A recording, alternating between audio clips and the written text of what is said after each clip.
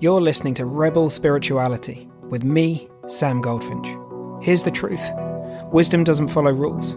So each week we're going to explore what it means to wake up your way so you can live a more peaceful, creative and inspired life no matter your circumstances. It's time to blaze your unique path to truth.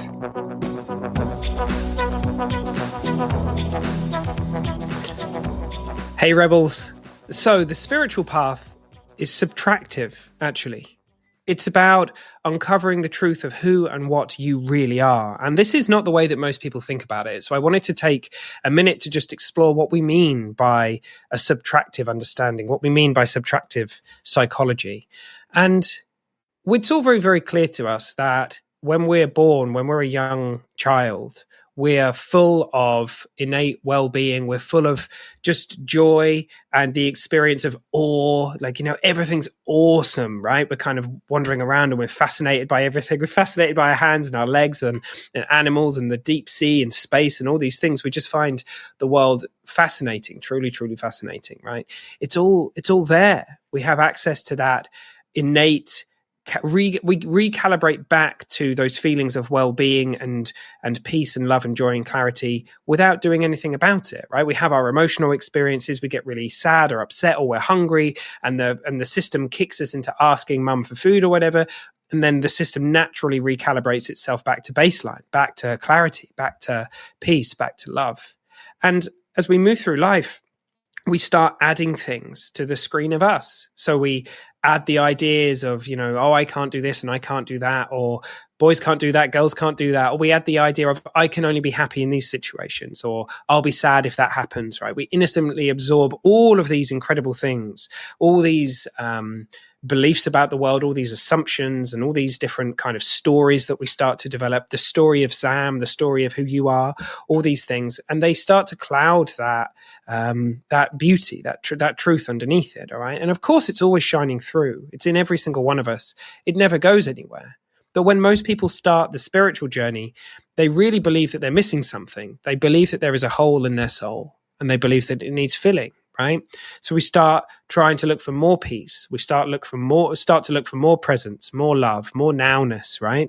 And we go on a journey of meditating, of reading, of seeking, because we're looking for this thing that's missing. And sometimes we read those books or we're meditating and we feel our inherent wholeness, which is always there.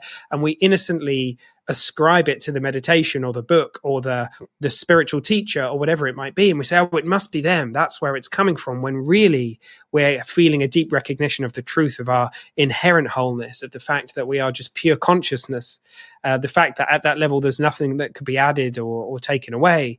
But then we put the book down and we feel those things that have been laid on top. Perhaps it's the belief that we're not enough or whatever it might be. And we start seeking and we start looking again. So we're always trying to add things. But really it's the things that we've added that are obscuring the truth, right?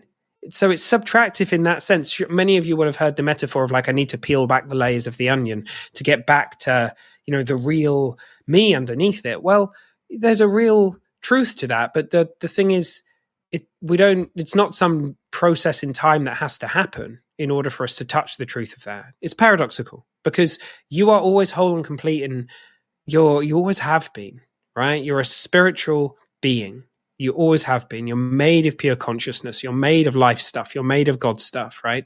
That's always been the case. It will always be the case. That is not at stake. And there are things laid on top of it. Now, sure, we may be on a journey to be melting off some of our conditioning, or perhaps we've had difficult experiences that we've kind of held at some level that we're releasing, but we can touch the truth of who we are and what we are at any time, right? No matter what process we're on of healing the darkness and moving through the difficult stuff. And that is part of why we're here, I think, to do that karmically, for our soul to experience those things and burn those things off. But you are always able to touch the truth of your being at any time. Right? It's just never at stake. So that's what we mean by subtractive. It's already done. The experience and the knowing of who and what you really are is you're waking up to something that's already true, that's already been true. And in doing so, it makes the outer journey, if you like, the journey of the earthbound self, the journey of the personality, that journey of you in the world of form, it makes it shifts it. It shifts it. It feels safer because you know the truth of you. You know that at one level, things are born and things die, and you know that at the ultimate level, you don't.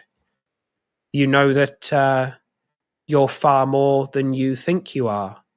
You know that you've been given the gift of this beautiful body, but you know that you're much more than that, right?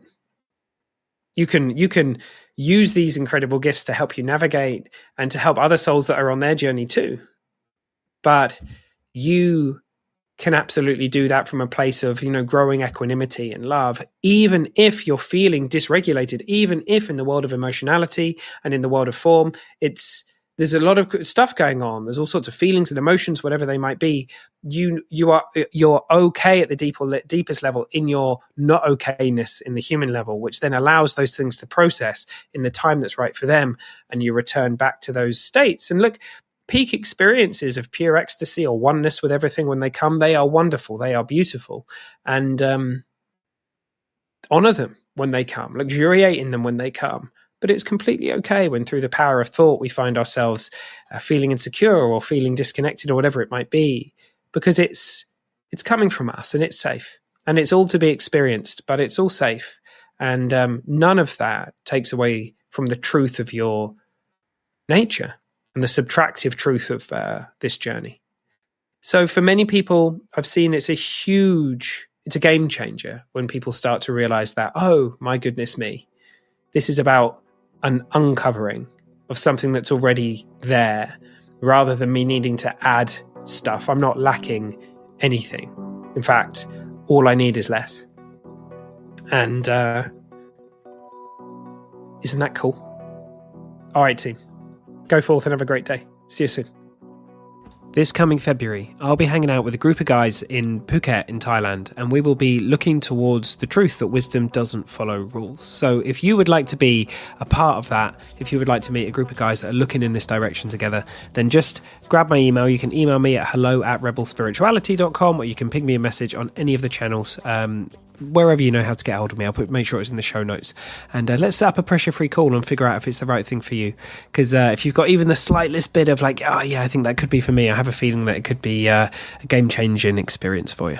All right, team. See you soon.